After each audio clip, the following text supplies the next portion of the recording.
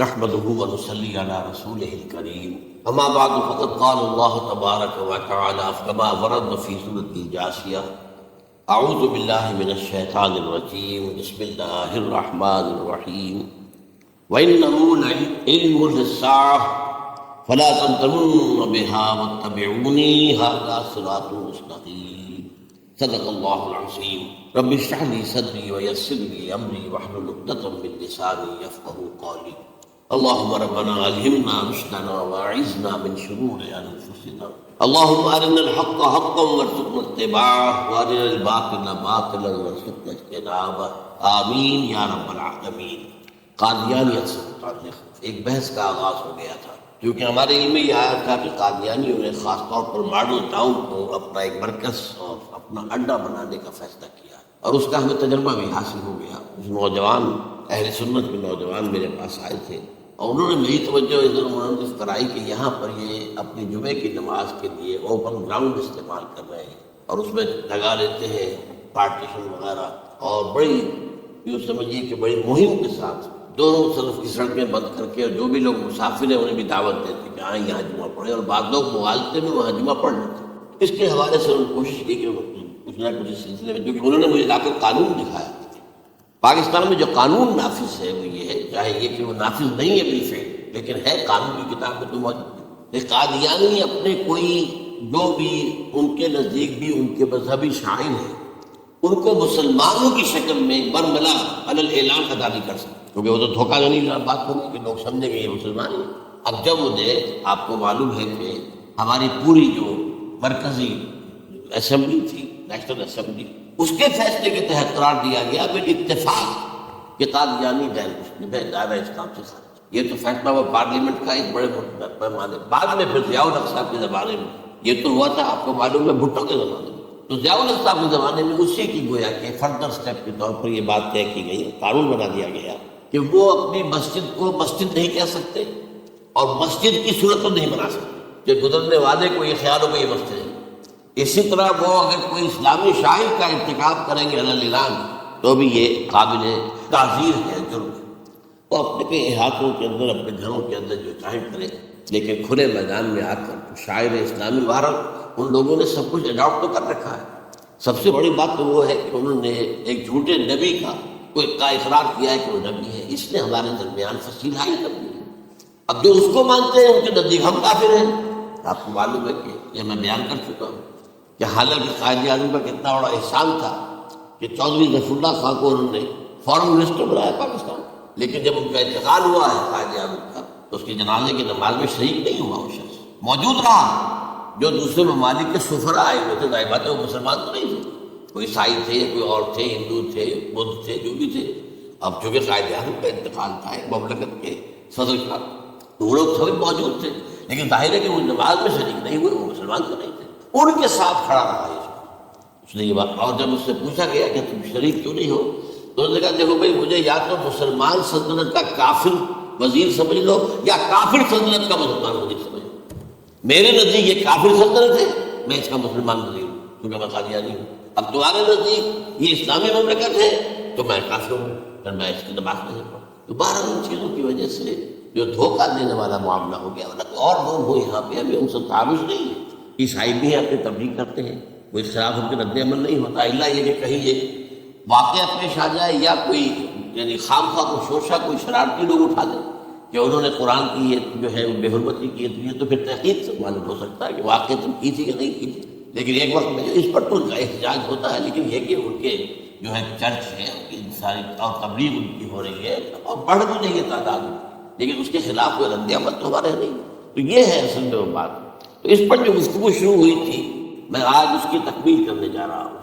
حضرت عیسیٰ علیہ السلام کی دوبارہ آمد کا تعلق ہے، اس کے ضمن میں قرآن مجید میں جو نص قطعی ہے وہ نص قطعی یہ ہے اِنَّهُ لَعِلْمٌ لِلسَّاعَةِ فَلَا تَمْتَرُنَّ بِهَا۔ حضرت عیسیٰ کا ذکر ہوا ہے سورہ جاثیہ میں، اور وہاں فرمایا گیا ہے کہ یہ عیسیٰ کا دوبارہ آنا قیامت کی علامت ہے، یعنی یہ اب قیامت بالکل قریب ہے۔ اِنَّهُ لَعِلْمٌ لِلسَّاعَةِ، علم حاصل ہوگا ان کی دوبارہ آمد پر کہ اب قیامت جو ہے وہ سر پر آ گئی ہے۔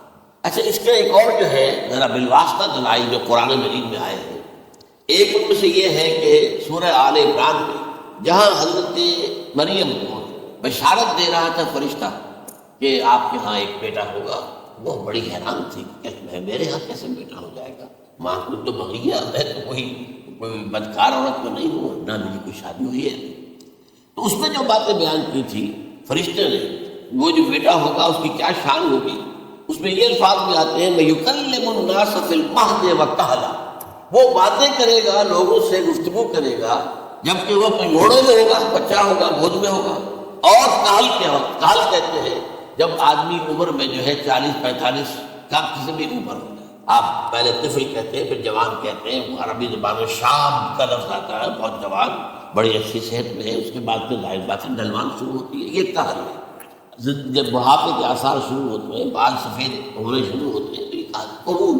اب سوال یہ ہے اس گھوڑے میں بات کرنے، یہ تو معجزہ ہے، لہٰذا اس کا ذکر یہاں پر مناسب ہے۔ یہ بڑے ہو کر بات کرنے کی کیا ضرورت تھی کہنے کی، وہ تو سبھی کرتے ہیں انسان، یہ اسی لیے کہ معلوم ہو کہ قبولت بھی انہیں آئے گی یہاں، حالانکہ آپ کو معلوم ہے سب مانتے ہیں، عیسائی بھی مانتے ہیں، سب مانتے ہیں۔ 33 برس کی عمر میں انہیں اٹھا لیا گیا، اس دور میں تو قبولت آئی نہیں، اس لیے قرآن ذکر کر رہا ہے۔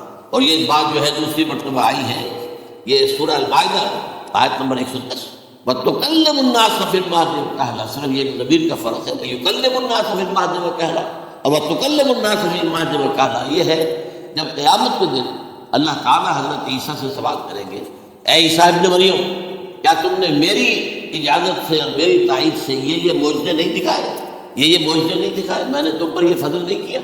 اور یہ گویا کہ بالواسطہ عیسیٰ کے ماننے والوں سے خطاب ہے کہ اللہ تعالیٰ کے کتنے بڑے بڑے احسان ہوئے، اور اسی میں تم بات کرتے تھے لوگوں سے گھوڑے کے اندر بھی اور آپ قہولت کی عمر میں بھی، تو یہ قہولت کی عمر کب آئی؟ حضرت عیسیٰ علیہ السلام۔ تو اس کے بغیر تو ممکن ہی نہیں ہے کہ وہ دوبارہ دنیا میں آئے، پھر ان کے اوپر وہ عمر آئے اور اس عمر کے اندر بھی وہ بات کریں گے۔ تو یہ میرے نزدیک قرآن مجید کے اندر دلائل ہے اس چیز کے کہ حضرت عیسیٰ علیہ السلام کی دوبارہ جو ہے آمد ہوگی۔ اب اس میں میں چاہتا ہوں کہ آج خاص طور پر جو الساعہ کی اور جو علامت قرآن میں آئی ہے، یہ ضمنی مضمون ہو جائے گا، لیکن بہرحال یہ بھی ایک معلوماتی مضمون ہے۔ ایک تو یہ قیامت کی بڑی نشانیوں میں سے حضرت عیسیٰ کا دوبارہ آنا، اور کیا کیا جو ہے باتیں بیان ہوئی ہیں وہ ذرا غور سے سن لیں۔ پہلی بات میں نے ہلکا سا حوالہ دیا تھا، ہم تو ایک لفظ قیامت بولتے ہیں، وہ قیامت جو ہے اتنا ہمارے نزدیک جامع لفظ ہے کہ جس میں وہ بھی جو زلزلۃ الساعہ آئے گا وہ بھی ہے، پھر جو نفخ روح نفخ ساعہ ہوگا وہ بھی ہے، لیکن قرآن مجید سے معلوم ہوتا ہے کہ یہ الساعہ ہے، وہ گھڑی جس دن کے یہاں قیامت برپا ہوگی، زلزلہ آئے گا، شدید ترین حالات آئیں گے، فوری طور پر تمام انسان مر نہیں جائیں گے۔ جو ہے اس کا نقشہ جو کھینچا گیا ہے، یا ایھا الناس اتقوا ربکم ان زلزلۃ الساعۃ شیء عظیم یوم ترونها تذهل كل مرضعة عما ارضعت وتضع كل ذات حمل حملها وترى الناس سکارى وما هم بسکارى ولكن عذاب اللہ شدید۔ اے لوگوں ڈرو، اللہ کا تقوی اختیار کرو، اس لیے کہ قیامت کا زلزلہ بہت سخت ہے، بہت بارش ہے۔ ان زلزلۃ الساعۃ شیء عظیم، جب پہاڑ چل رہے ہوں گے اور جو ہے انسان جو ہے کہ وہ جس طرح پروانے ہوتے ہیں، پتنگے ہوتے ہیں، ایسے اڑ رہے ہوں گے انسان، اور اس میں یہ بھی حال ہوگا کہ لوگ جو ہے ہر جو دودھ پلانے والی ہے وہ اپنے بچے کو بھول جائے گی۔ ظاہر بات ہے کہ اپنی پڑی ہوئی ہے مصیبت، حالانکہ سب سے زیادہ محبوب ترین شے دنیا میں اس سے اونچی محبت نہیں ہو سکتی جو ماں کو اپنے دودھ پیتے بچے سے وہ بھول جائے۔ تذہل کل مرضعۃ عما ارضعت، اور تمہیں ایسا محسوس ہوگا کہ لوگ کسی نشے کی کیفیت میں، یعنی وہ بدحواس ہیں، وہ بدحواس ہو گئے، لیکن یہ کہ وما هم بسکارى، اور وہ مدہوش نہیں ہوگی، ولکن عذاب اللہ شدید۔ تو یہ ہے زلزلۃ الساعہ، وہ ایک خاص وقت جو ہے، ایک خاص گھڑی جس میں کہ یہ ہونا ہے۔ اس کے علاوہ قرآن مجید میں القارعہ وما ادراک ما القارعہ یوم یکون الناس کالفراش المبثوث وتکون الجبال کالعہن المنفوش۔ اب یہ کیا ہے؟ یہ نقشہ ہے قیامت، یہ وہی الساعہ، القارعہ الساعہ۔ اسی کے ساتھ قرآن میں آتا ہے الواقعہ، اذا وقعت الواقعۃ لیس لوقعتها کاذبہ، کیونکہ خافضۃ رافضہ، یہ آیت سورہ واقعہ میں۔ اسی طریقے سے اور جو الحاقہ والحاقہ وما ادراک ما الحاقہ، یہ تمام جو الفاظ قرآن مجید میں آئے ہیں یہ آئے ہیں الساعہ کے لیے، قیامت کے لیے نہیں۔ قیامت میں بعد میں بتاؤں گا۔ چنانچہ 3 نفخے ہیں جو قرآن سے ثابت، نفخہ فی الصور، اور اس نفخہ فی الصور کا یہ عالم ہوگا یوم ينفخ فی الصور ففزع من فی السماوات ومن فی الارض الا من شاء اللہ، جس دن پھونکا جائے گا سور میں، اور اس وقت صورتحال یہ ہو جائے گی کہ جو بھی آسمانوں میں زمین میں ہیں سخت پریشانی اور سخت پشیمانی اور ایک طرح کے مرعوبیت اور خائف ہو کر رہ جائیں گے، اللہ ان کے کہ جن کو اللہ چاہے۔ اس کے کو ملائکہ مقربین ہوں گے، من فی السماوات ومن فی الارض ہے، اس کے ساتھ یہ کہہ دیا گیا ہے، لیکن یہ باقی پورے لوگوں کے اوپر، پوری مخلوقات کے اوپر ایک جو ہے گھبراہٹ کی کیفیت طاری ہو جائے گی۔ تو یہ ہے پہلا فضا۔ دوسرا فضا کیا ہے؟ فضا صعق۔ صعق کہتے ہیں آدمی کا بے ہوش ہو جانا۔ یہ دوسری مرتبہ جب سور پھونکا جائے گا، وَنُفِخَ فِي الصُّورِ فَصَعِقَ مَن فِي السَّمَاوَاتِ وَمَن فِي الْأَرْضِ إِلَّا مَا شَاءَ اللَّهُ۔ یہ ہے کہ اس کے بعد وہ سب کے اوپر موت طاری ہو جائے۔ یہ دوسرے سور پھونکے جانے کے بعد پھر ثُمَّ نُفِخَ فِيهِ أُخْرَىٰ، پھر ایک مرتبہ اور پھونک ماری جائے گی۔ یہ تیسرا ہو رہا ہے، فَإِذَا هُمْ قِيَامٌ يَنظُرُونَ، تو اچانک سب کے سب کھڑے ہو گئے اللہ کی طرف دیکھتے ہیں۔ اب یہ جو ہے یہ ہے یوم القیامہ، قام یقوم، قیامت کھڑا ہو، کیونکہ اس دن یوم یقوم الناس لرب العالمین، جس دن کے تمام انسان جو ہے کھڑے ہو جائیں گے اپنے رب کے حضور، جس کا درسہ کھینچا گیا آئے گا، دکت الارض دکن دکا وجاء ربک والملک صفا صفا، تو یہ سب کے سب انسان بھی جو ہے موجود ہوں گے، فرشتے صفے باندھے ہوئے ہوں گے، اور اللہ تعالیٰ جو ہے اپنے خاص عرش کے ساتھ یعمل عرشہ ثمانیہ، 8 فرشتے اس عرش کو اٹھائے ہوئے ہوں گے، جبکہ یہ آسمان پھٹے گا اور اس روئے عرضی پر اللہ تعالیٰ کا نزول ہوگا۔ یہ جو ہے ہمارا یوم القیامہ یہاں ہے، یوم القیامہ یہ بھی جو فیصلے ہونے یہاں ہونے، قصہ زمین برسر زمین، جو نیکیاں تم نے یہاں کمائی ہے یا جو بدیاں تم نے یہاں ان کا ارتکاب کیا تو فیصلہ یہاں ہو۔ اس کے بعد اللہ عالم کچھ اور بھی چیزیں ہیں، لیکن یہ کہ وہ سب عام طور پر لوگوں کے علم میں نہیں ہے۔ میں نہیں چاہتا کہ خامخواہ کسی نئی بات سے کوئی جو ہے ذہنوں کے اندر کوئی تشکیک پیدا ہو جائے، شبہات پیدا ہو جائے، لیکن یہ چیزیں جو میں نے آپ سرچ کی از قرآن ثابت ہے۔ اسی زمین پر اترنا ہے، وجاء ربک والملک صفا صفا، یہ سب کے سب آئیں گے، اور ملائکہ، اور اس کے علاوہ جو ہے دوسرے مقامات پر اس کا نقشہ کھینچا گیا ہے۔ سورۃ الحاقہ اس کے اندر ہے، اللہ کا عرش جو ہے 8 فرشتے اٹھائے ہوئے نیچے اتریں گے، تو آپ یہ قرآن مجید میں مذکور ہے، اور یوم القیامہ یہی ہوگا، لیکن وہ ہے یوم القیامہ۔ ہم قیامت کہتے ہیں اس کو جس کو قرآن کہتا ہے الساعہ، الزلزلہ، الحاقہ، القارعہ، الواقعہ، یہ ہے در حقیقت جو پہلا معاملہ ہے کہ اس کے اندر جو ہے فضا ہوتا ہے۔ اب دیکھیے جو علامات قیامت احادیث میں آئی ہیں وہ میں آج آپ کو سنا رہا ہوں۔ ان کو 2 حصوں میں تقسیم کیا جاتا ہے، علامات صغریٰ، علامات کبریٰ، چھوٹی نشانیاں جو درجہ بدرجہ درجہ بدرجہ حاضر سامنے آئی۔ ایک ہے بالکل قیامت سے متصل قبل بڑے جو خرق عادت واقعات ہو گئے وہ آئے۔ اچھا، پہلی چیز کے سلسلے میں حضرت انس رضی اللہ تعالیٰ عنہ سے یہ مروی ہے، اور یہ حدیث متفق علیہ، پہلی علامت حضور نے بیان کی قیامت کی علامات میں سے۔ اب میں لفظ قیامت اسی معنی میں بول رہا ہوں جس میں کہ ہم عام طور پر بولتے ہیں۔ آپ نے فرمایا علم اٹھا لیا جائے گا، جہالت کا دور پر۔ اب یہ کون سا علم اٹھایا جائے گا؟ سائنس کا علم نہیں، دین کا علم۔ آج تو ساری قدر و قیمت جو ہے جس کے لیے دوڑتے ہیں لوگ، لاکھوں روپے کی فیسیں دے کر MBA ہو رہے ہیں، یہ جو ہے اکاؤنٹنسی کا پاس کر رہے ہیں، یہ CA کر لیا ہے، یہ کوئی اور جو ہے فزکس میں، کوئی کیمسٹری میں اور ڈاکٹریٹ کر لی ہے، ڈاکٹر بن گیا تو کیا ہی کہیں، اس لیے کہ بڑی چیز جو پاکستان سے ایکسپورٹ ہوتی ہے وہ ڈاکٹر ہیں۔ اس جو اتنے بڑے پیمانے پر جو کالج کھلے ہوئے 3 لاکھ روپے ایک سال کی فیس، 5 لاکھ روپے ایک سال کی فیس، یہ کیوں لیتے ہیں اور کیوں لوگ لیتے ہیں؟ موقع مل جاتا ہے MBBS کر کے۔ امریکہ کے اندر بھی ڈیمانڈ ہے، ان کے ہاں ڈاکٹر جو ہیں جتنے ہونے چاہیے نہیں ہے، لہذا اور بھی بہت سی جگہوں پر ڈیمانڈ ہے۔ تو جس چیز کی مارکیٹ میں ڈیمانڈ ہے وہ علم ہے۔ آج علم کمپیوٹر کا علم ہے، علم ہے، حالانکہ ان میں سے کسی کے اوپر لفظ علم کا اطلاق میرے نزدیک غلط ہے، جہالت۔ علم وہ ہے جو ذہن کو جلا دے، جو سوچ کو جلا دے، روشنی پیدا کرے، دماغی روشنی، وسعت دے، انسان کے فکر کو وسعت دے، اس کے ذہنی جو ہے جو افق ہے اس کو وسیع کرے۔ علم تو وہ ہے جو حقیقت کے کیا علم بھی اس سے عطا فرمائے۔ قرآن ہے، حدیث ہے، باقی اور چیزیں جو اس سلسلے میں آ سکتی ہیں وہ ہے کہ جو قرآن اور حدیث کی سمجھنے میں مومن ہو اور زیادہ جو ہے اس کے تک فہم کو آسان کی۔ لیکن یہ کہ فرمایا علم اٹھا لیا جائے، جہالت کو فروغ ہوگا، ظاہر بات ہے ایک ہی بات ہوئی ہے۔ دوسرا نمبر پہ یہ کہ جہالت کو فروغ ہوگا۔ نمبر 3 زنا کثرت سے ہو۔ نمبر 4 شراب نوشی عام ہو جائے۔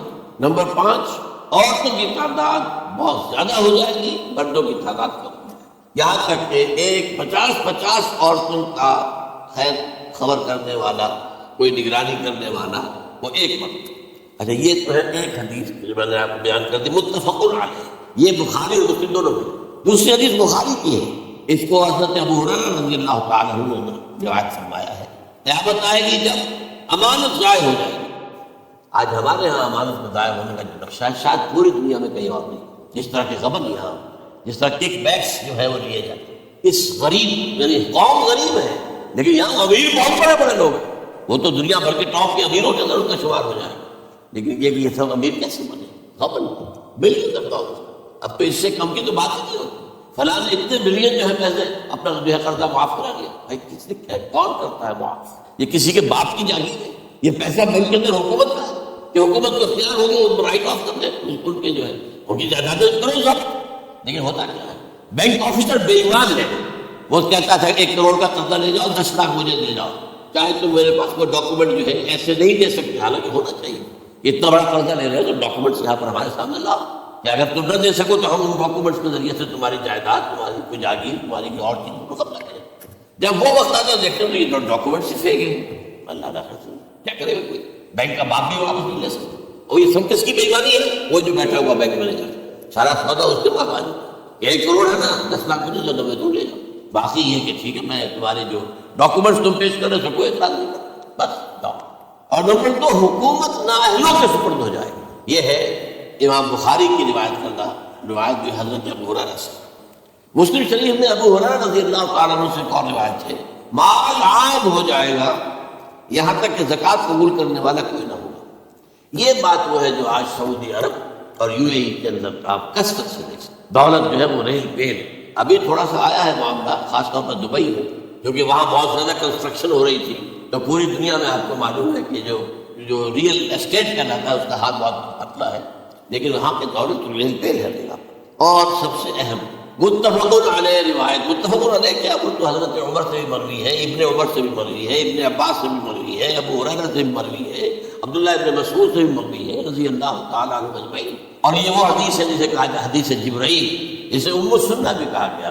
اس میں جو آخری سوال کیا حضرت جبرائیل نے حضور سے، چوتھا، پہلا یہ تھا کہ اسلام کیا ہے مجھے بتائیے، ایمان کیا ہے، اس کی حقیقت کیا ہے یہ مجھے بتائیے، تیسرا احسان کیا ہے یہ بتائیے، چوتھا یہ قیامت کے بارے میں بتائیے کب ہوگی۔ حضور نے فرمایا کہ اس کے بارے میں جس سے سوال کیا جا رہا ہے وہ اس سے زیادہ نہیں جانتا جو کہ سوال کر رہا ہے۔ تو اس کے کئی مفہوم ہو سکتے ہیں کہ بہرحال یا تو حضرت، کیونکہ بعد میں معلوم ہوا کہ حضور نے پہچانا نہیں کہ جبرائیل ہے، بلکہ جب سوال جواب ہو کر وہ چلا گیا شخص تو اچانک حضور کی طرح ردو ہو لیا، ذرا بلانا اس کو دوبارہ لانا۔ اب جو دیکھا کہ وجود ہی نہیں، آسمان نے اس کو اچک لیا، زمین نے نگل لیا، کیا ہوا ہے؟ پھر آپ کو یہ جبرائیل تھے جو تمہیں تمہارا دین سکھانے آئے تھے، جبکہ تم سوال نہیں کر رہے۔ یہ بڑے بیسک ہے، اس لیے کہ دنیا کے ہمارا نظام اسلام پر ہے، ایمان پر نہیں ہے، اس لیے ایمان کو ویریفائی کر ہی نہیں سکتے، کیسے پتا ہوگا اس میں ایمان ہے یا نہیں ہے؟ کوئی آنا نہیں ہے، کوئی الیکٹروکارڈیوگرام بھی ٹھیک ایسا نہیں ہے، کوئی جو ہے اور جو طریقے چل رہے ہیں وہ تو ان کے ذریعے سے یہ نہیں معلوم ہوتا ایمان ہے کہ نہیں۔ لہٰذا یہاں کا سارا نظام اسلام، شہادت اللہ الہ الا اللہ وان محمد رسول اللہ، پھر ایک نظام بنا دیا وہ اقام الصلاۃ و ایتاء الزکوٰۃ و صوم رمضان و حج میں۔ اس میں بھی یہ ہے کہ اگر کوئی نماز کو نہیں مانتا تو کافر ہوگا، لیکن نماز پڑھتا نہیں ہے تو کافر نہیں ہے، فاسق ہے، فاجر ہے، گناہ گار ہے، کمزور مسلمان ہے۔ اس طرح زکوٰۃ کا منکر ہو جائے تو وہ کافر ہوگا، لیکن زکوٰۃ دے نہیں رہا ہے یہ گویا کہ گناہ گاری ہے، کمزوری ہے۔ اس حوالے سے نوٹ کر دیجیے کہ یہاں کا دنیا کا سارا اسلامی نظام اور سارا کانسٹیٹیوشنل اور لیگل سسٹم جو ہے اسلام کا وہ اقرار باللسان پر، ایمان ہے وہ کہ جس کی بنیاد پر وہاں فیصلے ہوں گے۔ یہاں کوئی شخص مسلمانوں کا بڑا لیڈر ہے، بڑا علامہ ہے، بڑی اس کی قدر و منزلت ہے، اس کے ہاتھ چومے جا رہے ہیں، پاؤں چومے جا رہے ہیں، ہو سکتا ہے وہاں کہا جائے دفع ہو جاؤ، تمہارے دل میں ایمان نہیں تھا، تم نے یہ سب کچھ کیا تھا اس لیے کہ کہا جائے کہ بڑے عالم ہو، اور یہ کہا جاتا فقط قیل، اب یہاں کچھ نہیں ہے تمہارے پاس، پھر فرشتوں کا حکم ہوگا کہ اس کو گھسیٹتے ہوئے جہنم میں ڈال دیں. 3 بات بیان کیا. یہی حشر اس کا ہوگا مالدار کا. اللہ پوچھے گا میرے تمہیں بہت مال دیا، تم نے کیا کیا؟ وہ کچھ گنوانا شروع کرے گا. اللہ فرمائے گا جھوٹ بول رہا قدر کا، تم نے یہ خیرات و صدقات اس لیے کیے تھے کہ تمہاری سخاوت میں ڈنکے بج جائے، تعریف بھیجی جائے. وکیل ہے دنیا میں ڈنکا بج گیا، یہاں کچھ نہیں. وہ نیت دل میں کچھ اور تھی تمہارا. میں لیفر بن رہا ہوں والا قرآن مجید کا سبق ہمارا منتخب نصاب کا نمبر 2 بڑی تفصیل سے بیان کی. یہی معاملہ ہوگا اس عالم کا. اللہ فرمائے گا میں نے تمہیں علم دیا، تم نہیں. وہ کہے گا میں نے علم پھیلایا، لوگوں میں ہدایت کی. تمہیں جھوٹ بول رہے ہیں، تم نے تو صرف اس لیے کیا تھا، تمہاری نیت یہ تھی. بڑا عالم شخص ہے، بڑا فاضل شخص ہے، تو یہ سب کہا جاتا. تو وہاں کا معاملہ جو ہے وہ اسلام پر نہیں ہے. یا آپ دکھائیں گے دیکھیے یہ میرا آئیڈینٹی کارڈ ہے، اسلام میرا مذہب لکھا ہوا ہے، یہی میرا پاسپورٹ ہے. آئیڈینٹیفیکیشن کے لیے دنیا میں عام طور پہ یہ چیزیں ہوتی ہیں. کوئی تعلق آخرت کا معاملہ کسی اور سے. وہ تو ایمان دل میں ہے، اور تمہارے تمام جو حرکات ہیں، اعمال ہیں، ان سب کے اندر جب تک کہ اصل جو قوت متحرکہ ہے وہ اللہ کی محبت نہ بن جائے. اخلاص للہ، محب اللہ للہ. اور یہ کہ یہ تمام چیزیں جیسا کہ فرمایا، ایک حدیث بڑی پیاری ہے ایمان کی تکمیل کی علامت کا. فرمایا من احب للہ وابغض للہ ومنع للہ واعطى للہ فقد استکمل الایمان. جس شخص نے محبت جس سے بھی کی اللہ کے لیے کی، اپنے مفادات کے لیے نہیں، رشتہ داری کی بنیاد پر نہیں. محبت پر ہوتے رشتہ دار کا حق ہے دو، بیوی کے حقوق ہے دو، لیکن محبت یہ اللہ کے لیے ہو کہ فلاں شخص سے مجھے محبت اللہ. اور اگر نفرت رکھے تو اللہ کی وجہ سے اس لیے رکھی کہ وہ اللہ کے دین سے دور ہے، وہ اللہ کے راستے پر نہیں آ رہا ہے، وہ فسق و فجور کی جو ہے تبدیل میں آ رہا ہے. اس میں بھی یہ ہے کہ یہ نہیں ہے تعلق قطع کر لیں. تعلق قطع کرو گے تو تبلیغ اور اصلاح کا موقع نہ رہے گا، لیکن دلی محبت نہیں ہوگی اس سے. تو اگر محبت ہے تو اللہ کے لیے، اور نفرت ہے تو اللہ کے لیے. اور کسی کو کچھ دیا ہے تو اس لیے کہ اللہ کا حکم ہے کہ دو، اور کسی سے کچھ روکا ہے تو اس لیے کہ اللہ کا حکم ہے کہ روک. اس کو نہیں دینا. فقد استکمل الایمان، تو اس شخص نے ایمان کی تکمیل کی. یہ ہے اصل جو ڈیسائیڈنگ فیکٹر ہے وہ یہ. اور اس ایمان کی پہلی علامت کیا ہے؟ کیسے معلوم ہوگا کہ ایمان ہے؟ پہلی علامت سب سے کم تر درجے کا ایمان. اس میں فرمایا گیا اذا اساءت کا سیئۃ وحسنت کا حسنۃ فانت مؤمن. اگر کوئی اچھا کام کر کے خوشی ہو اور کوئی برا کام ہو جائے تو ملامت ہو، یہ کیا کر بیٹھا، یہ میں نے کیا کیا ہے، یہ مجھے نہیں کرنا چاہیے تھا. یہ اگر احساس ہے نیکی اور بدی تو تمہارے اندر ایمان ہے. یہ ایمان ہے ادنا. اور وہ ایمان محب اللہ وابغض اللہ واعطى للہ ومنع للہ فقد استکمل الایمان. اچھا یہ جو متفق علیہ حدیث ہے جو حضرت جبرائیل کی، اس میں پھر ان کو کہ اچھا آپ مجھے یہ کب ہوگی قیامت نہیں بتا سکتے، اس کی کچھ علامتیں بتائیں. یہ بڑی عظیم ہے کیونکہ یہ تو تمام احادیث کے اندر میں نے عرض کیا نا کہ سب سے زیادہ صحابہ سے منقول ہے. اور آپ نے فرمایا کہ جب لونڈی اپنی مالکہ کو جنے گی اور تم دیکھو گے کہ ننگے بدن ننگے پیر بھوکے ننگے بھیڑوں اور بکریوں کو چلانے والے اونچی سے اونچی عمارتیں بنانے میں ایک دوسرے کا مقابلہ کریں. اذا قلد الامۃ ربتھا، کیا بات ہے، یہ خاص الفاظ کیوں کہے گئے. اولاد والدین کے سامنے دب کر رہتی تھی، کبھی سینہ تان میں بات نہیں کرتی. ٹھیک ہے بات آپ مان نہیں سکتے، ابا جان یہ بات میں نہیں کر سکتا. یہ فرض کیجیے کہ وہ آپ کو کسی نیکی سے روک رہے ہیں، کسی دینی کام سے روک رہے ہیں، یہ تو میں نہیں کروں گا، یہ تو دین کا فرض ہے. یہ کہیں آپ اور ڈٹ کر کہیں اور جمیں اس پر، لیکن یہ کہ کوئی سرکشی کرنا ایسا نہ ہو کہ اپنے جناب سیدھے کو پاس کر کھڑے ہو جائے، میں نہیں کروں گا. یہ نہیں، یہ غلط ہے. اچھا اولاد میں بیٹی جو ہوتی تھی وہ زیادہ سبارڈینیٹ، سبمسو، بات ماننے والی، کہیں بھی سر اونچا نہ کرنے والی. اور آخری دور میں کیا ہوگا، بیٹیوں سے مائیں ڈلے گی، انہیں ٹوک نہیں سکتی کسی بات کو، پتہ نہیں کیا بک دے گی، کیا بکواس کر. یہ تو ہمارے یہاں ہو گیا ہے. باہر کیا ہے تو آپ یہ بھی نہیں پوچھ سکتے. آپ کی 13 برس کی لڑکی آئی ہے رات کو 1 بجے، نہیں پوچھ سکتے کہاں رہی ہو، یہ رات میں پوچھ ہی نہیں سکتے. یہ پوچھنا بھی ضرور ہے. اپنے چھوٹے بچے کو آپ نے تھپڑ مار دیا، تہذیب ہے، سکھانا ہے، غلط کام کیا ہے، اس کی سرزنش ہو رہی ہے، فوراً وہ اگر ایک فون کر دے گا پولیس آئے گی، بچے کو لے جائے گی، اسے لا کر کہیں اور جو ہے ڈپازٹ کرے گی اور آپ پر مقدمہ چلے گا. آپ کو اس کی سزا ملتی ہے. ظاہر بات ہے کہ پھر وہاں سرکشی کا کیا عالم ہو، پھر اولاد کہاں سے جھکائے گی، کس درجے میں جھکائے گی. اس کی تربیت عثمانی ہوئی نہیں. تو آج قریضاً امت اور رحمت کہا، گویا کہ ماں بیٹی کے نزدیک ماں جو ہے وہ ایسی ہو جائے گی جیسے لونڈی. گویا کہ لونڈی نے ایک اپنی مالکہ کو جنم دیا ہے، بیٹی مالکہ بن جائے گی اور ماں جو ہے اور دولت کے ریل پیل کے ورثہ یہ جو بھوکے ننگے اور مفلس کیا حال تھا 100 برس پہلے انہیں کھانے کو کچھ نہیں ملتا تھا. یہ مشرقی ساحل پر تھے، یہ سوائے یہ کہ مچھلیاں پکڑ لی اللہ نہ خرید وہ کھا لی یا کہیں ان کو بیچ دیا، کو بنڈی لگ جاتی تھی اور کیا تھا. اور مغربی ساحل میں کیا ہوتا تھا، ساری ان کی معیشت حج کے گرد گھومتی تھی. حاجی آئے ہیں، خریداریاں کر رہے ہیں، اب آپ کو معلوم پوری دنیا سے مال کر ہی پہنچتا تھا. آپ کو جو ہے ہر ملک کے ہر کونے کا پھل وہاں مل جائے گا. اور وہاں پر یہ ہے کہ سب سے بڑی بدوؤں کے لیے سب سے بڑی بات کیا تھی؟ قربانی کا گوشت. اسے وہ سکھاتے تھے، سخت چمڑے کر کے کھاتے تھے. یہ ان کا حل تھا. آج جا کر دیکھیے نئے شہر بن رہے ہیں، امریکنز کو کانٹریکٹ دیے جا رہے ہیں بالکل ماڈرن شہر بنا دو.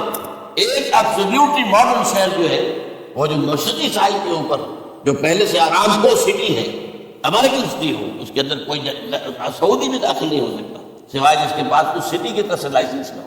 اور اس کی چار دیواری کے اندر، چار دیواری کیا فصیل کے اندر کہیں جو چاہو کرو، کوئی تم پر پابندی نہیں. ننگے نہاؤ، آرام ہے نہا رہے، ننگی عورتیں ننگی مردیں نہا رہا، کوئی پوچھنے والا. اب اسی قسم کا ایک سٹی آباد ہونا جا رہا ہے مغربی ساحل پر، جدہ اور یمنو کے درمیان. اور اس میں اصل میں جتنی بھی دولت ہے جو پیٹرول کی ہے وہ وہیں پر رکھ لی جاتی ہے امریکہ کے اندر، تاکہ امریکہ جو ہے ایسے ایسے پروجیکٹ بنا کر جب تمہیں دے گا تو اس میں پیسے دے گا، وہ نہیں ملتی ان کو واپس. باہر یہ تو میں نے ایک جگہ آپ سے ذکر بھی کیا تھا، دی کنفیشن آف این اکنامک ہٹ مین.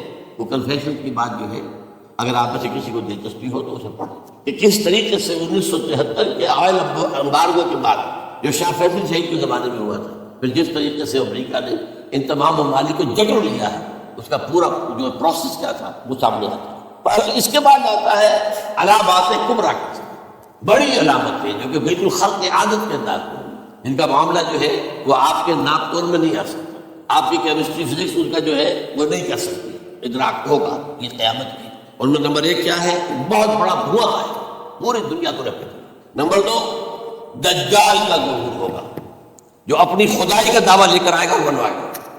اس کے ہاتھ میں ہو جائیں گے، قبضے میں ہو جائیں گے سارے ذرائع پیداوار. اس کی طرف بھی پہلا قدم اٹھ چکا ہو، ٹرپس کے نام سے معاہدہ ہو چکا ہے. کوئی ملک اپنا بیج پیدا نہیں کر سکتا. یہ بیج ہم نے ڈیولپ کیے ہیں. ان کے ڈیولپمنٹ سے پہلے تم ایک ایکڑ سے کتنی گندم لیتے تھے، آج کتنے لے رہے ہیں؟ کس بنا پر؟ جینیٹکس کا جو کام ہم نے کیا ہے اس کی بنا پر ہونا. ہاں تو ہمارا حق ہے، اس کی رائلٹی ہمارے پاس آنی چاہیے. لہٰذا صرف ان اداروں سے، ملٹی نیشنل سے خریدا جائے گا بیج، اور بیج بھی وہ تو دیں گے وہ کہ جس سے جو فصل ہوگے گی وہ بیج نہیں لا سکتے، وہ بیج کا کام نہیں کر سکتے. جیسے آپ کو معلوم ہے کہ آپ کا جو گوشت کھایا جاتا ہے مرغے کا، تو مرغا جو ہے اس میں مرغا ہو یا مرغی ہو، اس کے اندر کوئی وہ کیفیت ہی نہیں ہے. ان کے انڈے جو ہے ان سے آپ بچے حاصل نہیں کر سکتے. ہے تو انڈا، دیکھنے کو تو انڈا، لیکن وہ بنڈا جو ہے اس سے بچہ تو نہیں حاصل کر سکتے. ایسے ہی وہ گندم کا بیج دیں گے، نظر آئے گی گندم، لیکن اس کے اندر وہ صلاحیت نہیں ہے کہ اس سے جو فصل ہوئے گی اس کا نتیجہ جو ہے وہ بھی آپ لے سکتے. یہ ہونا ہے اللہ جانے، قدم اٹھ رہے ہیں ادھر. پھر یہ ہے کہ دابۃ الارض، زمین سے ایک حیوان نمودار ہوگا، زمین شق ہوگی. ابھی میں کہہ رہا ہوں خلق عادت ہے، یہ چیزیں وہ نہیں ہیں جو ہماری کسی حساب کتاب میں جو باتیں پہلے آئی ہیں وہ تو حساب کتاب میں آ رہی ہیں، ساری سمجھ میں آ رہی ہیں، ساری چیزیں مشاہدہ ان کا ہو رہا. لیکن یہ ہے کہ دابۃ الارض، یہ کہتے ہیں کہ کوئی صفا اس میں تو نہیں ہے حدیث میں، کوئی صفا پھٹے گا اور اس میں سے حیوان دابہ وہ ظاہر ہوگا. اسی لیے فرمایا ہے وَإِذَا وَقَعَ الْقَوْلُ عَلَيْهِمْ أَخْرَجْنَا لَهُمْ دَابَّةً مِّنَ الْأَرْضِ تُكَلِّمُهُمْ، تو ہم اندر سے پیٹ کر چیر کر زمین کے پیٹ کو ایک حیوان کو برآمد کریں گے جو انسانوں سے بات کرے گا، گفتگو کرے گا. نمبر 4 طلوع الشمس من المغرب، یہ بھی خلق عادت. سورج تو طلوع ہوتا ہے مشرق سے، غروب ہوتا ہے مغرب میں، لیکن اس وقت معاملہ الٹا ہوتا ہے. یعنی جو کائنات کے اندر جو گڑبڑ ہوگی تو سمجھ میں بات آتی ہے کہ یہ معاملہ جو ہے یہ تو اس پورے سولر سسٹم کو اگر بدل دیتے ہیں تو مشرق مغرب ہو جانا، مغرب مشرق ہو جانا، سمجھ میں آنے والی بات ہے. اس کے بعد ہے عیسیٰ ابن مریم کا نزول، جس کے بارے میں آج ہم نے گفتگو کی ہے تفصیل سے. یہ نزول ہونا ہے، یہ علامات قیامت میں سے حضور نے بیان فرمایا ہے، اور قرآن مجید کی جو اصطلاحات ہے اس کے حوالے سے میں نص قطعی جو ہے وہ میں آپ کے سامنے رکھ چکا ہوں.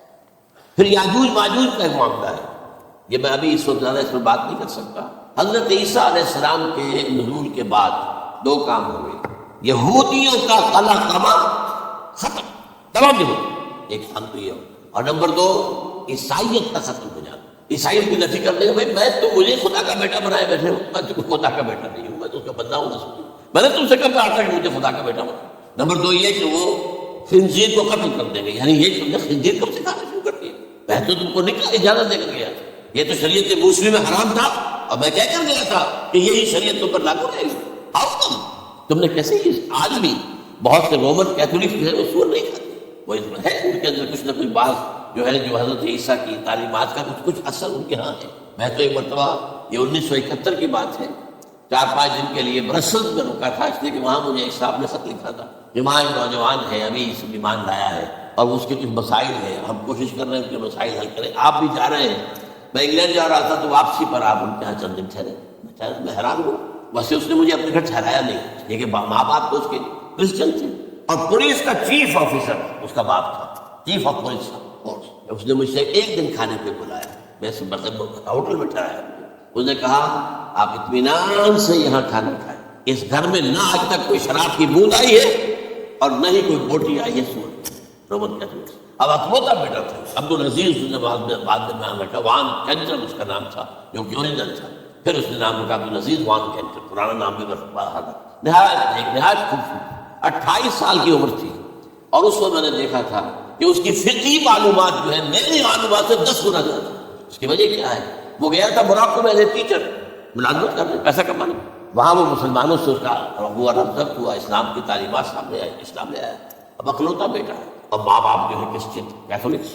جب وہاں سے واپس آیا تو پھر کہتے ہیں کہ ہمارے درمیان ایک معاہدہ ہے، وی آر لیونگ ٹوگیدر، لیکن یہ معاہدہ ہے ہم مذہب پہ بات نہیں کریں گے، بس باقی جو بھی ہے وہ ساتھ رہ رہے ہیں۔ لیکن میں حیران ہوا، مجھے معلوم نہیں تھا۔ اچھا اس کے بعد اس نے جب اسلام کا فیصلہ کیا تو اس کے سامنے سوال آیا کون سی فقہ اختیار کروں؟ تو اس نے بڑی جو ہے تھورو اسٹڈی کی ہے، تمام فقہوں کمپیریٹو اسٹڈی، ان کو کرنے کے بعد پھر فائنل فیصلہ اس کا یہ تھا کہ حنبلی فقہ میں اختیار، چاروں فقہوں میں سب سے لیٹسٹ حنبلی ہے، یعنی حنفی نمبر 1، پھر مالکی نمبر 2، پھر اس کے بعد شافعی نمبر 3، پھر یہ امام احمد بن حنبل۔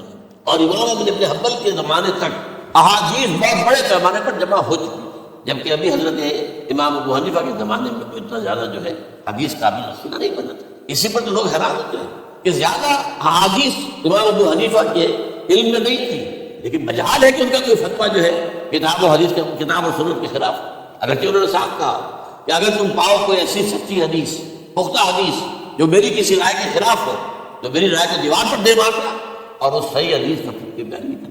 لیکن ویسے اس کے بعد یہ کمال یہ ہے کہ بہت ہی کوئی شاذ معاملہ ہے کہ جس میں ان کا کوئی فتویٰ وہ کتاب و سنت کے منافی ہو یا سنت کے منافی ہو۔ کتاب کا تو سوال پیدا نہیں ہوتا، کتاب تو ساری ان کے سامنے موجود تھی۔ اس کے بعد یہ ہے کہ یاجوج ماجوج، اصل میں بتا رہا تھا آپ کو کہ جب عیسائیت بھی ختم ہو گئی، یہود ویسے ختم ہو گئے، استیصال ہو گیا، جڑ کٹ گئی، اب عیسائیت گویا کہ اسلام میں ضم ہو گئی، عیسائیت میں مذہب ختم، یہودی خود ختم۔ اب یہ طاقت کتنی ہو جائے گی؟ تقریباً 2/3 نہیں آ گئی تمام لوگ۔ اب عیسائی 2 ارب کے قریب ہیں، 1 ارب 90 کروڑ ہو گئے، یا مسلمان بھی 1 کروڑ 50-60 لاکھ، دونوں کو جوڑ لیجیے کتنے ہو گئے، 6 ارب کل آبادی۔ لیکن اس کے بعد آتا ہے یاجوج ماجوج کا خروج۔ یہ یاجوج ماجوج میرے نزدیک چائنا اور رشیا، ان کی مجموعی طاقت اتنی ہوگی اور یہ اس طرح ہے کہ ہر اونچائی پر سے اترتے ہوئے، پھسلتے ہوئے، جیسے 1962 میں جب وار ہوئی تھی بٹوین چائنا اینڈ انڈیا 1962 میں، تو وہ اس وقت کا نقشہ بھی آج بھی اخبارات میں پڑھتا تھا، تو یہاں waves after waves of Chinese soldiers were coming down the slopes of Himalayas. یہ تو وہ ہے ان کی تعداد کا کوئی حساب نہیں، اور رشیا اور یہ مل کر جو ہے، میرا اندازہ یہ ہے کہ جب پہلے ملحمۃ العظمیٰ ہوگی وہ عیسائیوں اور مسلمانوں کے درمیان، اس وقت یہ دونوں پاورز نیوٹرل رہیں گی، لیکن غالباً یہ بات طے کر لیں گے کہ ویپنز آف ورلڈ جو ہے ماس ڈسٹرکشن یہ استعمال مت کرو۔ اگر یہ ویپنز آف ماس ڈسٹرکشن استعمال کرو گے تو ہمارا جان جائے گا۔ اس میں وہ جنگ جب ہو چکے گی، پھر حضرت عیسیٰ کو فتح حاصل ہو جائے گی، اور پھر یہ کہ یہودیت ختم ہو جائے گی، عیسائیت بطور مذہب ختم ہو کر اسلام میں ضم ہو جائے گا، پھر وہ 40 برس کا عہد حکومت ہے حضرت عیسیٰ علیہ السلام۔ لیکن جب یہ فتح ہو جائے گی ان پر، اب یاجوج ماجوج آئیں گے اور اتنی تعداد میں آئیں گے کہ بحیرہ طبریہ جو ہے اس کا سارا پانی پی جائے گا۔ یہ تو اگر آپ کو کوئی اندازہ ہو یا کوئی آپ جانیں لوگوں کو جو ان چینیوں سے واقف ہیں، وہ کہتے ہیں زمین پر ہلتی ہوئی کوئی چیزوں سے وہ تھوڑی کھا جائے، جہاں وہ جاتے ہیں ایز اے لیبرر، وہاں کے جو سارے کتے ہیں ختم، ساری بلیاں ختم، ہر شے وہ جو سانپ کھاتے ہیں، ہر چیز کھاتے ہیں۔ اور یہ تمام ایشو کنٹریز میں ہوتا ہے، بڑی ڈیلیشس ڈشز ہیں یہ سانپ وغیرہ، اور یہ جیسا کھا جائے پانی پیے قطرہ نہیں رہے گا اس پر۔ تو پھر جو ہے اللہ تعالیٰ اس وقت جو ہے اس میں ایک ایسی بیماری پیدا کرے گا، یہ سب بنتا ہے، یہ معجزہ ہو، یعنی ان کے اوپر فتح جو ہے وہ عام لڑائی کے ذریعے سے نہیں ہوگی، بلکہ اس کے اوپر فتح جو ہوگی وہ اللہ تعالیٰ سب ہوگی، ایک بیماری پیدا ہوگی سب بن جائے۔ اور اس کے بعد اللہ تعالیٰ ایسے پرندے بھیجے گا بڑی لمبی لمبی گردنوں والے، وہ ان سب کو کھا جائیں گے، جیسے ہمارے ہاں گدھ ہوتے ہیں وہ ان کو صاف کر دیں گے۔ ورنہ تو یہ ہے کہ پوری دنیا کے اندر جو بدبو اور جو پیدا ہوتا معاملہ اس سے اس نوع انسانی کی بقا ممکن نہیں تھی۔ ان کے کھانے کے بعد پھر یہ ہوگا کہ حکومت اسلامی جو ہے پوری دنیا میں حضرت مسیح علیہ السلام کی 45 برس کو رہیں گے، اسی میں وکالت بھی آ جائے گا، وہ فلمات وکالت جو میں نے شروع میں بیان کیا تھا، اسی میں پھر یہ ہے کہ وہ شادی بھی کریں گے، ان کی اولاد بھی ہوگی، اور پھر ان کا انتقال ہوگا تو حضرت حضور صلی اللہ علیہ وسلم کے حجرے میں وہیں پر جہاں حضور اور ابو بکر اور عمر رضی اللہ تعالیٰ عنہ دفن ہے وہیں پہ دفن کیا، اور قیامت کے دن حضور فرماتے ہیں کہ میں اور یہ تینوں ساتھ۔ تو یہ ہے واقعات و واقعات۔ بہرحال اس میں یہ ہے کہ یہ نوٹ کر لیجئے کہ جہاں تک ہمارے ہاں آج کل کا معاملہ ہے، میرے نزدیک میں یہ کہنے پر مجبور ہوں، جو رفع و نزول مسیح کو نہیں مانتا وہ کم سے کم منکر حدیث ہے، میں اس سے کم کا فتویٰ نہیں دے سکتا۔ اب یہ ہے کہ جو لوگ مہدی کو نہیں مانتے ان کا معاملہ میں مختلف سمجھتا ہوں، چند منٹ لے رہا ہوں آپ کو، اس لیے کہ ان کی حدیثیں صحیح ہیں نہیں ہیں، بخاری مسلم میں نہیں، اور یہ کہ بہرحال ان کا معاملہ جو ہے وہ ایسا نہیں ہے حضرت عیسیٰ کے آنے کا جو کچھ ہوگا وہ تو میں نے آپ کے سامنے بیان کر دیا، لیکن یہ ہے کہ حضرت مہدی ہمارے نزدیک اس میں خرق عادت میں ہے، جیسے ہر صدی کے مجدد ہوتے ہیں آخری صدی کے مجدد وہ ہوں گے، اور میرے نزدیک یہی آخری صدی ہے، اور اسی میں حضرت مہدی کا ظہور ہو جائے۔ سعودی عرب میں کوئی خانہ جنگی ہوگی کسی بادشاہ کے انتقال پر، اور پھر اس وقت یہ ظاہر ہوں گے، اس وقت ملک کے حالات کو سنبھالنے کے لیے لوگ ان کو زبردستی نکالیں گے، چھپے ہوئے ہوں گے ایک گھر میں۔ یہ حضرت ام سلمہ رضی اللہ تعالیٰ عنہ کی روایت ہے کہ ایک بادشاہ کے انتقال پر یہ خانہ جنگی ہو جائے اور ایک شخص مدینے سے بھاگ کر مکے میں چھپ جائے۔ یہ تو ہے ان کے الفاظ، میں توجیہ کر رہا ہوں، لوگ ان کی طرف دیکھ رہے ہوں گے کہ یہ جو وقت آیا ہے فتنے کا ہماری قوم پر، ہمارے ملک پر، تو ان کی شخصیت ایسی ہے کہ یہ بیچ میں آئیں، صلح صفائی کرائیں، اور وہ جو ہے اس ذمہ داری سے بچ کر بھاگیں گے اور جا کر مکے میں چھپ جائیں، پھر لوگ انہیں تلاش کر کے نکالیں گے اور زبردستی ان کے ہاتھ میں بیٹھ کریں گے، ورنہ وہ اتنے بڑے منصب کو۔ اور پھر یہ بھی ہے ایک حدیث میں آتا ہے کہ یفتحوا فی لیلۃ واحدہ، ایک رات میں ان کی مکمل اصلاح کر دے، یعنی اگر کوئی تھوڑا بہت نقص اور عیب کوئی ہوا بھی، کوئی کمی کوتاہی ہوئی بھی، تو اللہ تعالیٰ ایک رات میں اصلاح فرما دے۔ لیکن ہمارے نزدیک اس کے اندر کوئی خرق عادت ہے ہی نہیں، البتہ جو کہتے ہیں اہل تشیع وہ خرق عادت ہے کہ ان کے 12ویں امام جو ہے وہ بچپن ہی کے اندر اس خوف سے کہ جو بنو عباس بادشاہ ہے وہ ان کو قتل کر دیں گے، تو وہ ایک غار میں چھپا دیے گئے۔ اب وہ 1200 برس اس غار کے اندر چھپے ہوئے، اور اس کے بعد وہ ظاہر ہوگی، وہ امام مہدی ہوں گے۔ اس میں خرق عادت ہے، لیکن میں یہ کہتا ہوں کہ محض خرق عادت کی بنیاد پر ہم اس کی نفی نہیں کریں گے۔ کیوں؟ کیا ہم یہ نہیں مانتے کہ اصحاب کہف 300 برس تک سوئے رہے؟ یہ کیا عام بات؟ حضرت عزیر علیہ السلام اللہ نے انہیں موت دی، موت، اور 100 برس کے بعد زندہ کر کے اٹھا لیا۔ تو خرق عادت حضرت عیسیٰ کو ہم اتنا بڑا خرق عادت مانتے کہ اٹھا کر آسمان پر، تیسرے آسمان کے اوپر ہے، موجود ہے، اب بھی ہے۔ شب معراج میں تیسرے آسمان پر حضور کی ملاقات ان سے ہوئی، تو یہ خرق عادت کی بنیاد پر نفی نہیں ہم کرتے، ہو سکتا ہے، لیکن یہ کہ اس کے لیے ہمارے پاس کوئی دلیل نہیں، کوئی احادیث نہیں، کچھ نہیں، اس لیے ہم اس کو نہیں مانتے۔ البتہ خود وجود جو ہے حضرت مہدی کا وہ کوئی عجیب بات نہیں، وہ تو جیسے پہلے بھی آئے ہیں ہمارے مجددین، ایسے مجدد ہوں گے اور دین کو تازہ کر دیں گے۔ ایک صحیح اسلامی ریاست جو ہے وہ عرب میں قائم ہو جائے گی دوبارہ۔